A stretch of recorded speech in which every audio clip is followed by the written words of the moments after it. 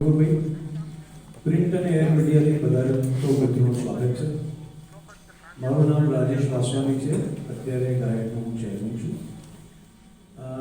તમારા બધાનું સ્વાગત કરતાં મને બહુ આનંદ થાય છે અને અનાઉન્સ કરતા કે 20th આપણે આ પ્રોપર્ટી શોનું ઓલિમ્પિયાડ તરીકે આપણે એને બ્રાન્ડિંગ કરીને અને 9, 10, 11 તારીખનું 3 દિવસનું પબ્લિકલી ઇવેન્ટ કરીએ છીએ, જેમાં એફોર્ડેબલથી માંડીને લક્ઝુરિયસ સુધીના બધા જ પ્રોપર્ટીનું એક મંચ પર એક સાથે બધા લોકો એનું આખું ને આખું ઇન્ફોર્મેશન લઈ શકે. કસ્ટમર્સ તરીકે જેને બી પ્રોપર્ટી લેવું હોય એ લઈ ચૂક્યા હોય.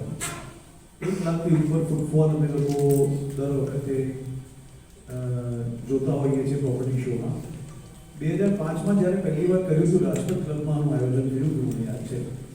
3 દિવસનું એ આયોજન હતું અને પબ્લિકના ફૂટફોલ જોઈને અમે લોકોએ સોમવારે એટલે કે ત્યારે 4થા દિવસ માટે એક્સટેન્ડ કરવું પડ્યું હતું. એટલું બધું ઉત્સાહ જોઈને અમને આનંદ થયો હતો અને એ વખતથી અમે લોકો નક્કી કર્યું હતું કે આની આપણે રિપીટેશન એવરી યર કરવું જ જોઈએ અને ત્યારથી અમે લોકો દર વર્ષે કરતા હોઈએ છીએ અને આ 20મી વખત 20મો વર્ષ છે અને 20th પ્રોપર્ટી શો જેને પ્રોપર્ટી ઓલિમ્પિયાડ અમે લોકો આ વખતે કરીએ છીએ.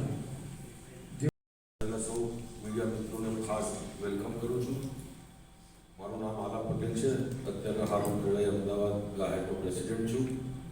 જેમ અંકુરભાઈ અને રાજેશભાઈએ તમને એક બેઝિક બ્રીફ આપી કે 9, 10, 11 જાન્યુઆરી આ વખતે જીએમડીસી ગ્રાઉન્ડ પર આપણે એક વિશાળ સ્વરૂપે એક ગાયક પ્રોપર્ટી ઓલિમ્પિયાડનું આયોજન કરેલું છે.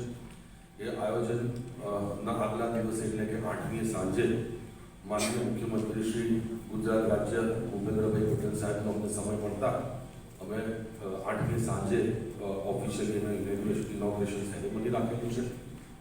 આપ સૌ મીડિયા મિત્રોને એ દિવસે 8મી છે. હવે અમદાવાદનો દસકો છે, એના વિશે અમે લોકો થોડી વાત કરશું આગળ અને ઘણી બધી ઇન્ફોર્મેશન અને ઘણું બધું એક્સાઇટમેન્ટ અમે લોકો આ વખતે ક્રિએટ કર્યું છે. 8મી તારીખે એટલે પ્રોપર્ટી શોના એક દિવસ પહેલાં સાંજે સીએમ સાહેબનો ટાઈમ મળતા ઇનોગ્રેશન અમે લોકો સાંજે કરીશું. એમાં તમારે બધાએ હાજરી આપવાની છે અને તમને ઇન્વાઇટ અત્યારે હું આ મંચથી કરી રહ્યો છું. સ્વાગત કરું છું. મારું નામ છે દેસાઈ, હું ખેડાઈ અમદાવાદનો સેક્રેટરી છું. બધા જ મીડિયાના મિત્રોને દિલથી તમારું સ્વાગત કરું છું. ગાયક પ્રોપર્ટી ઓલિમ્પિયાડ ઘટના છે કે જેમાં 20 વર્ષથી આપણે આ વસ્તુ કરી રહ્યા છે. આપણે પેલી સંસ્થા હતી જેણે આ પ્રોપર્ટી શો 2005માં ચાલુ કર્યો હતો. 2005થી લઈને 2025 સુધી સતત આપણે આ વસ્તુ કરી. હું મારા ખેડાઈ અમદાવાદના ચેરમેન શ્રી રાજેશભાઈ વાસવાની પણ છેલ્લા કેટલાક સમયથી તમે બધાએ જાણ્યું હશે કે કોમનવેલ્થ અનાઉન્સ થયા પછી દરેક અમદાવાદીમાં એક નવો જુસ્સો છે. ઇનફેક્ટ કોમનવેલ્થ સિવાય બીજા 10 ઇવેન્ટ જેમાંથી 4 આપણને અવોર્ડ થયેલા છે અને 6માં આપણે we have already bid to host those sports competitions. So 2029-30માં આપણને પોલીસ એન્ડ ફાયર ગેમ્સ પણ આપણને મળેલા છે, જેમાં અરાઉન્ડ 114 કન્ટ્રીઝ પાર્ટિસિપેટ કરતા હોય છે. So you feel very proud. આમ તો આપણે કહું છું કે હું તો ઓલવેઝથી આપણે એક પ્રાઉડ અમદાવાદી હતા, પણ હવે તો એવું થાય છે કે હવે અમદાવાદનો દસકો છે એ ખરેખર હવે આપણે સૌ અમદાવાદીને ફીલ થતું હશે કે જ્યારે આટલી દુનિયાના આટલા લોકો જ્યારે અમદાવાદ આવશે, અમદાવાદ જોશે, તો એની જોડે જોડે ઘણું માઇગ્રેશન પણ ઇન્ડિયાથી બીજા સિટી બીજા સ્ટેટથી અમદાવાદમાં આવશે. આખી ઇવેન્ટ જે છે પહેલાં આપણે બ્રીફ કરી દીધું છે, પણ 20th ગાયક પ્રોપર્ટી ઓલિમ્પિયાડ જે 20 વર્ષથી થતી આવેલી વસ્તુ છે. ખેડાઈ અમદાવાદનું એક પ્રાઉડ મુવમેન્ટ છે કે અમદાવાદ અને અમારી જોડે જોડાયેલા 1400થી વધારે ડેવલપરોમાંથી પ્રતિષ્ઠિત 60 કે 70 જણ દર વખતે પાર્ટિસિપેટ કરતા હોય છે. આ વખતે આ પ્રોપર્ટી શો 9, 10 અને 11 છે, તેનું 8મીએ સાંજે મુખ્યમંત્રીશ્રી દ્વારા ઓપનિંગ કરવામાં આવશે. આ પ્રોપર્ટી શોની 2 વસ્તુ છે કે ટેગલાઇન જે અમે પસંદ કરી છે એ અમદાવાદનું ઇન્ફ્રાસ્ટ્રક્ચર, સ્પોર્ટ્સ એક્ટિવિટી, કોમનવેલ્થનું આગમન નવી કદાચ ઓલિમ્પિકની આપણી BPSCIની પોલીસ એન્ડ ફાયર ડિપાર્ટમેન્ટની 2029માં આવતી વસ્તુ, બીજી 8 થી 10 સ્પોર્ટિંગ ઇવેન્ટ છે જે આપ સૌને ખ્યાલ હશે, નહીં હોય તો એ ડિટેલ બી છે જેમાં અમદાવાદ આપણે પાર્ટિસિપેટ કરીએ. તો આ આખો 2026 થી 36 આપણે ગુજરાતીમાં કહેતા હોઈએ કે ભાઈ આ મહિનો દસકો છે, તો હવે અમે એવું કહીએ છીએ કે હવે અમદાવાદનો દસકો છે. એટલે 2026 થી 36 અમદાવાદનો દસકો છે, એ આખો અમારો થીમ છે. વાસવાની છે, ચેરમેન છું ગાઈડ અમદાવાદ ક્રીડે અમદાવાદનો. જે રીતે અંકુરભાઈ કીધું, આ વખતે ઓલિમ્પિયાડનું ટાઇટલથી અમે લોકોએ ગાઈડ કોમ્પિટિશન શો અનાઉન્સ કર્યું છે. 9, 10, 11 એમાં 1 લાખથી વધુ ફૂટફોલ્સ એક્સપેક્ટેડ છે અને આખા અમદાવાદની પ્રોપર્ટીઝ, બધી જાતની પ્રોપર્ટીઝ, એફોર્ડેબલથી માંડીને 35 લાખથી લઈને અને 5-5, 7-7 કરોડ સુધીની પ્રોપર્ટીઓ તમને અહીંયા જોવા મળશે. બધાએ આમંત્રણ છે, બધાને આમંત્રણ છે, બધાએ આવવાનું છે અને પ્રોપર્ટીમાં ઘણી બધી એક્સાઇટમેન્ટ છે નવી. ત્યાં સૌથી મોટું સરસ ત્યાં એલઈડીનું ત્યાં આપણે આયોજન કર્યું છે અને કદાચ ઇન્ડિયામાં પહેલીવાર આટલી મોટી એલઈડી તમને એકસાથે મોટી જોવા મળશે અને એની અંદર તમને જાતની ઘણી બધી ડિસ્પ્લે ડિજિટલી શું થઈ રહ્યું છે અમદાવાદમાં પ્રોપર્ટીમાં અને ઓવરઓલ અમદાવાદનો દસકો અમે લોકો કેમ કહી રહ્યા છીએ એનું તમે આખું ત્યાં આનંદ લેવા મળશે અને તમે લોકો બધા આવો જોડે મળીને આપણે ત્યાં એનું બધું ઇન્ફોર્મેશન તમને મળશે. ખેડાઈ અમદાવાદ ગાયકનો પ્રેસિડેન્ટ છું. સૌ પ્રથમ તો આપ સૌનું આજે સ્વાગત કરું છું. તારીખ 9, 10, 11 જાન્યુઆરી એની જે આખી જર્ની છે એ આખી જર્ની અમદાવાદનો દરેક નાગરિક અને આપ સૌ ખાસ એ એલઈડી સ્ક્રીન પર આવો, આપને જોવા મળશે. એની પાછળ અમે ઘણી મહેનત કરેલી છે. આખું 10 વર્ષમાં, આવતા 10 વર્ષમાં અમદાવાદ કેવું થશે અને આખું કન્સેપ્ચ્યુલાઇઝ કેવું બનવાનું છે એનો પણ તમને એક આઈડિયા ત્યાં આવશે. તો ખાસ આપના માધ્યમથી અમદાવાદના દરેક નાગરિકને કહીશ કે આ તક ચૂકશો નહીં. Affordable, luxury, semi luxury, plotted ગેટેડ કમ્યુનિટીથી માંડીને દરેક ઇવન ઇન્ડસ્ટ્રી પ્લોટિંગથી માંડીને દરેક વસ્તુ તમને ત્યાં જોવા મળશે.